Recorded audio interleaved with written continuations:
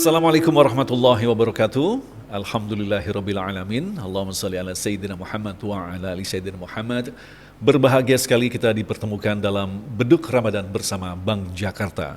Sebuah tema yang tentu saja sangat menarik yang kita akan sampaikan bersama guru kita, Ustadz Azhari Nasution. Assalamualaikum Ustadz. Assalamualaikum warahmatullahi wabarakatuh. Berkaitan yaitu dengan bagaimanakah kita akan terus produktif walaupun kita tetap melaksanakan ibadah-ibadah, salah satunya adalah ibadah saum di bulan suci Ramadan.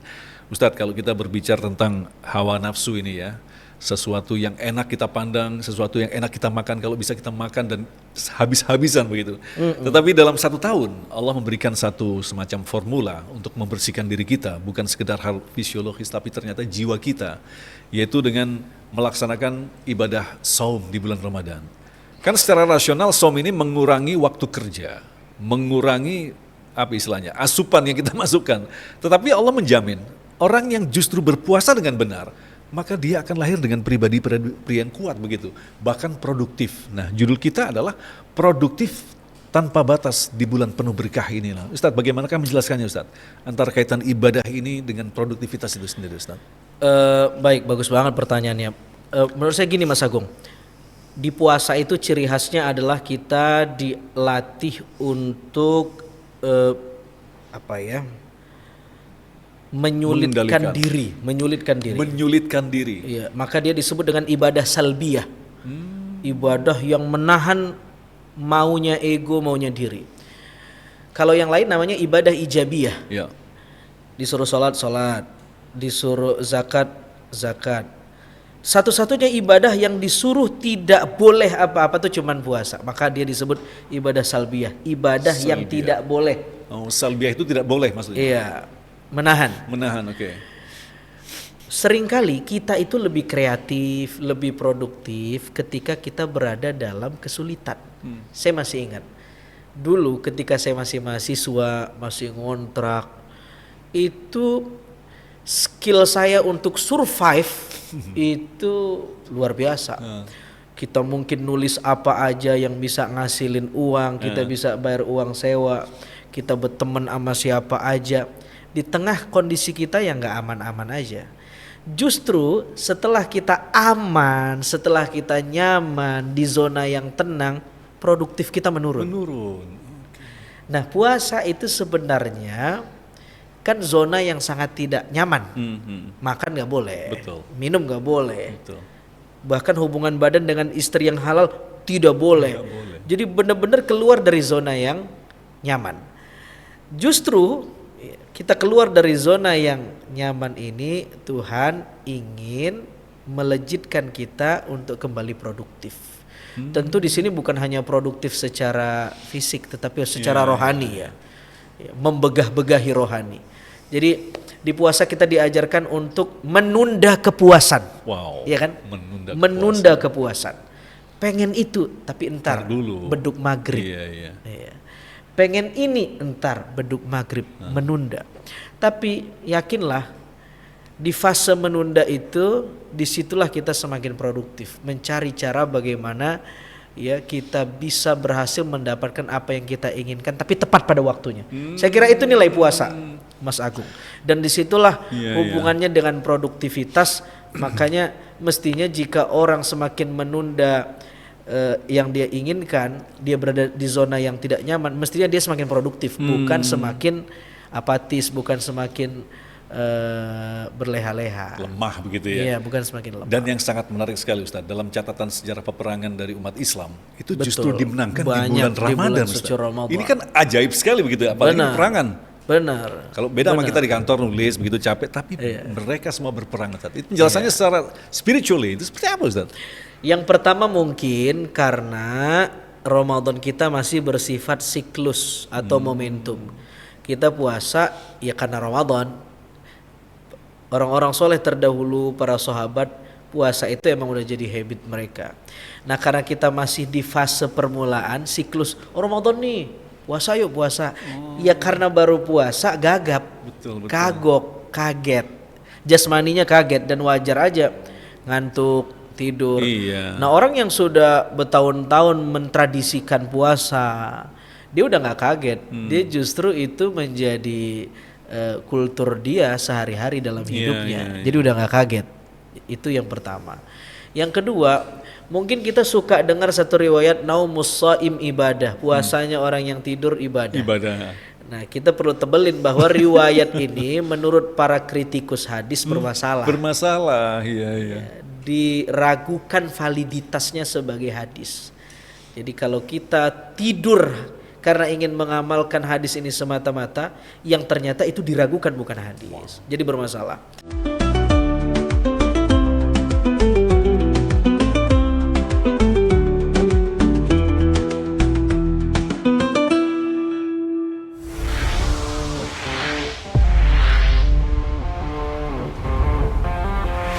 Something new, something exciting.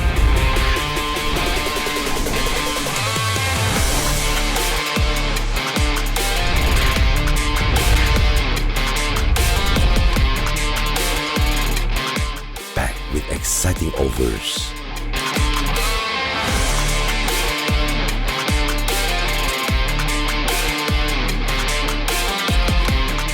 Satu kartu, banyak kemudahan tanpa batas.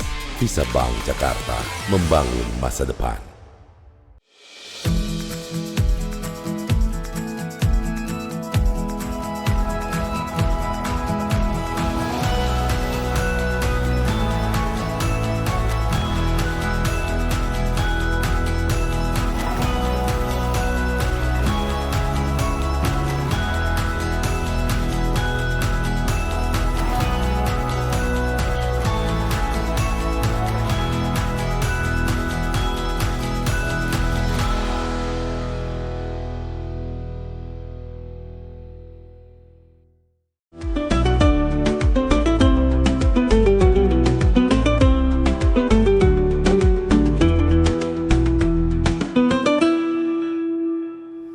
Betul, memang tidur bisa jadi ibadah dengan jika tidur itu membuat kita untuk lebih produktif. Betul. Bukan meninggalkan produktivitas. Bangun segar ngaji lagi gitu ya. Bangun segar, kerja lagi, ngaji lagi, cari nafkah lagi, gawe lagi, cari cuan lagi, ibadah lagi. Betul, itu tidur menjadi ibadah daripada bangun ngegosip gitu kan.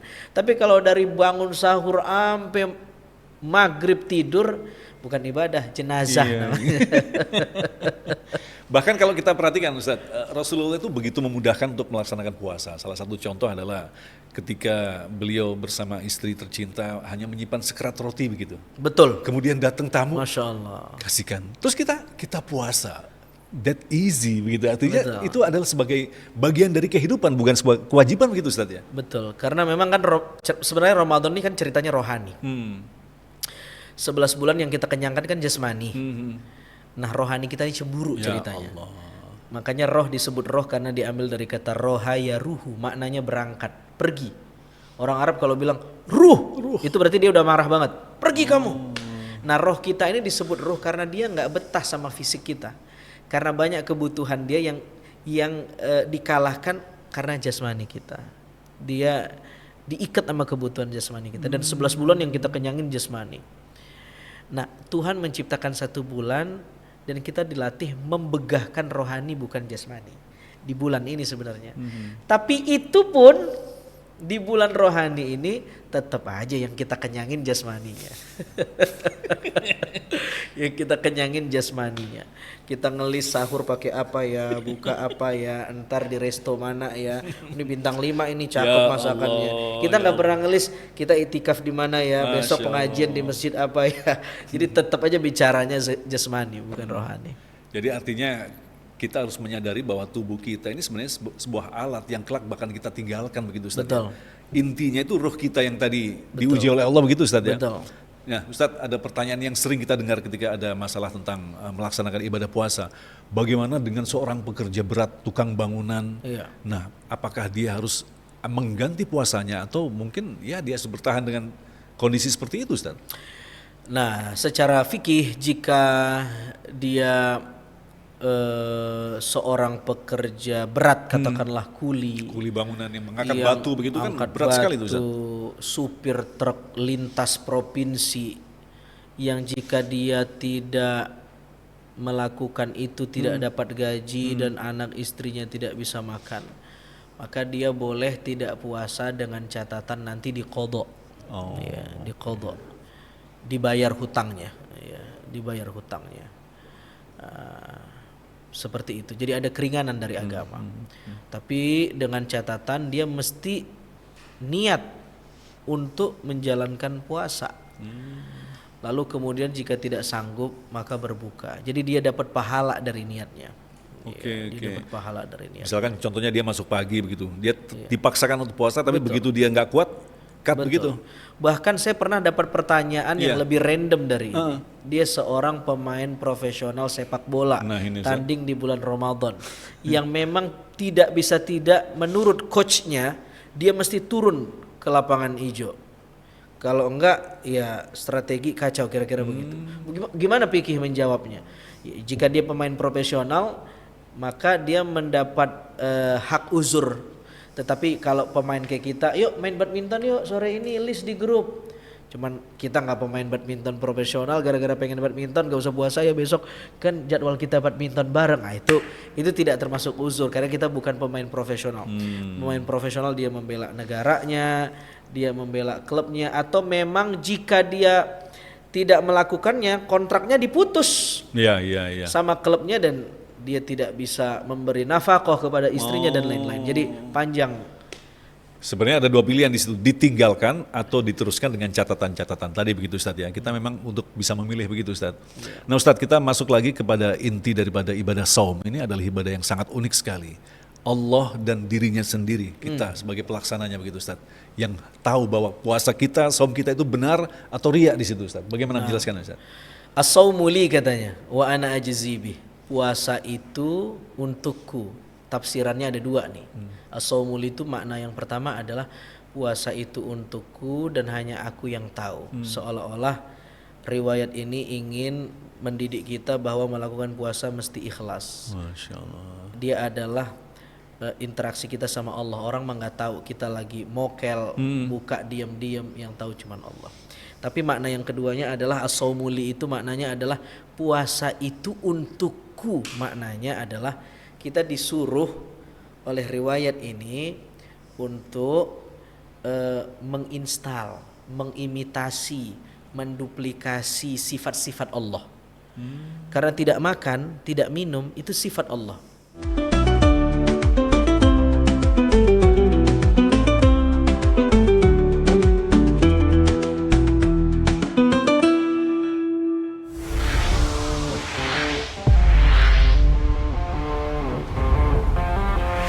Something new, something exciting.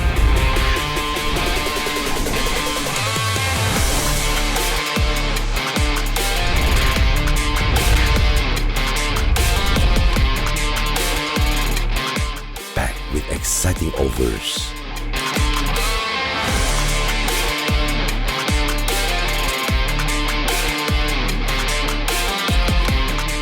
Satu kartu, banyak kemudahan tanpa batas. Visa Bank Jakarta, membangun masa depan.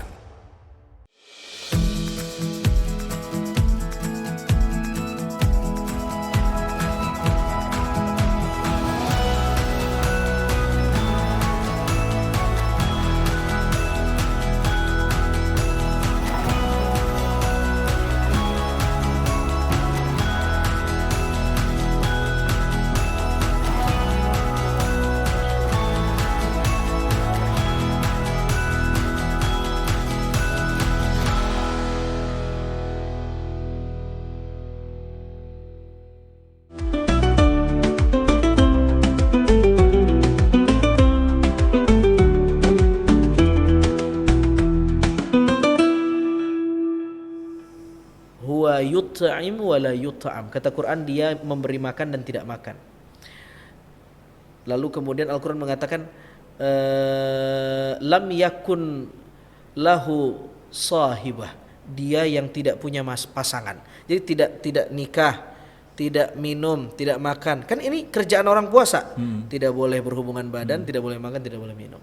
Jadi ritual puasa itu adalah bagian dari cara Allah mendidik Tapi diharapkan bukan cuma nggak makan nggak minumnya, kita juga menginstal sifat Allah yang lain, memaafkan orang, bermurah hati kepada orang. Kita mengatakan Allahumma innaka afuwun karim tuhibul afwa fa'fu anni. Karena al-afu itu sifat Allah. Kita disuruh menginstal itu. Nah, kenapa kita disuruh menginstal sifat Allah?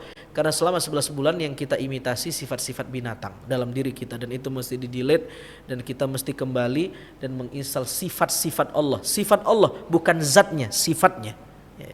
Kalau zatnya nggak bisa, sifatnya, asmaul husnanya. Iya, asmaul husna. Sifat-sifat yang baik itu. Nah, silabus pendidikan seperti apa khususnya di bulan suci Ramadan yang nantinya bakal melahirkan sosok yang benar-benar mampu, produktif, mewakili sifat-sifat Allah dalam dirinya? Kan ada, Ramadan adalah pesantren kilat gitu, Ustaz. Betul. Bentuk silabusnya seperti apa, Ustaz? Iya, jika orang berhasil menginstal sifat-sifat baik dalam dirinya dan dilakukan karena Allah, meninggalkan dorongan-dorongan yang tidak baik dalam dirinya, selama 30 hari berturut-turut dilakukan at-ta'wid, pembiasaan. Lalu kemudian kita diharapkan la'allakum tattaqun, menjadi orang yang bertakwa. Tetapi sebenarnya para ulama mengatakan takwa itu justru dia baru disebut takwa setelah selesai Ramadan. Jadi sekarang ini kita baru latihan, training. Masuk ringnya ketemu musuh itu 11 bulan setelah Ramadan. Ya. Jadi silabus Ramadan itu paling tidak ada 2. Yang pertama, kita melakukan segala sesuatu untuk Allah. Tidak makan, tidak minum, bukan untuk diet, bukan untuk sehat. Iya, sehat itu efek, tetapi tetap melakukannya karena Allah. Karena kepercayaan lain, agama lain, tradisi lain juga tidak makan, tidak minum. Mereka mengenal tradisi tidak makan, tidak minum, tapi tidak disebut puasa. Yang disebut puasa adalah menekan nafsu untuk Allah. Secara klinis orang mau operasi disuruh puasa dulu kan. Orang mau nuntut ilmu hitam, dukunnya juga ngomong puasa dulu ya. Tapi bukan puasa. Karena yang dia lakukan adalah bukan mujahadah tapi mukabadah. Menekan nafsu tapi untuk nafsunya yang lain. Dia tidak makan tapi biar sakti. Itu kan untuk nafsunya yang lain. Tapi puasa menekan nafsu untuk Allah. Nah, yang kedua silabusnya ada tadi, tarkul hawa, meninggalkan dorongan yang tidak baik dalam diri, dan ini yang sulit. Jadi bukan cuma tidak makan tidak minum. Tidak makan tidak minum itu covernya aja sebenarnya. Tapi di balik itu adalah undercovernya adalah orang disuruh tarkul hawa, meninggalkan yang tidak baik. Nah, kenapa lewat pintu tidak makan tidak minum? Karena itu kebutuhan dasar manusia. Kalau dia bisa memanage kebutuhan dasarnya, diharapkan dia nggak kaget untuk meninggalkan yang tidak kebutuhan dasar kan. Nah, Ustadz, kalau kita perhatikan saum ini kan sepertinya yang dituju adalah sifat-sifat buruk dalam diri kita begitu. Sementara Allah memang membiarkan di dunia ini selama sifat buruk itu kalian memang terus merasakan, karena itu adalah tabiat kalian. Betul. Nah, lantas bagaimana akan mengkaitkan antara tadi melatih, sementara di lain sisi ketika dia sudah berbuka begitu, terus kemudian ya tahu sendiri handphone bisa ada hal yang sifatnya zina atau maksiat atau seperti apa itu? Fa'alhamaha fujuraha wa taqwaha. Tuhan menginstal 2 fitur dalam diri kita. Bisa bersifat baik dan bisa bersifat buruk. Fiturnya ada, usernya nih tinggal dia mau mengaktifkan fitur yang fujur atau takwa, yang baik atau yang buruk. Itulah bedanya kita dengan makhluk Tuhan yang lain. Kalau makhluk Tuhan yang lain dia terikat dengan takdir, ijbar, tidak bisa memilih. Matahari dari dulu terbit dari timur tenggelam ke barat dan dia tidak bisa interupsi meskipun moodnya lagi nggak baik. Nah, manusia dia punya privilege dari Tuhan, dikasih 2 fitur, bisa baik bisa buruk, dan dikasih hak memilih. Dengan konsekuensi ada hari pembalasan, ada surga dan neraka. Karena Tuhan menginstal akal, roh, insting, garizah untuk menimbang mana yang baik, mana yang buruk. Itulah beda kita dengan makhluk Tuhan yang lain. Karena kalau kita disuruh untuk meninggalkan tetapi dipaksa nggak menarik kan. Tapi ini bebas tetapi disuruh ditinggalkan. Disitulah letak keistimewaan kita. Luar biasa sekali, ternyata ibadah saum di bulan suci Ramadan seperti yang telah dijelaskan tadi akan melahirkan manusia-manusia yang mampu mengorganisasi dirinya sendiri, dan itulah manusia-manusia yang produktif. Berbicara tentang produktif, tentu saja Bank Jakarta memiliki integritas dan amanah untuk memberikan pelayanan yang terbaik. Baik, demikian dialog kita saat ini. Terima kasih Ustadz atas ilmunya, dan tentu saja kita nanti insya Allah akan berjumpa kembali di acara yang sama. Saya Agung Zulhaq. Assalamualaikum warahmatullahi wabarakatuh. Waalaikumsalam warahmatullahi wabarakatuh. Pemirsa Beduk Ramadan, jangan lupa acara ini menyediakan hadiah yang menarik untuk Anda. Persembahan dari Bank Jakarta. Silahkan jawab pertanyaan di bawah ini dan tulis di kolom komentar. Insya Allah nanti kita akan tentukan siapakah pemenangnya di episode selanjutnya. Assalamualaikum warahmatullahi wabarakatuh.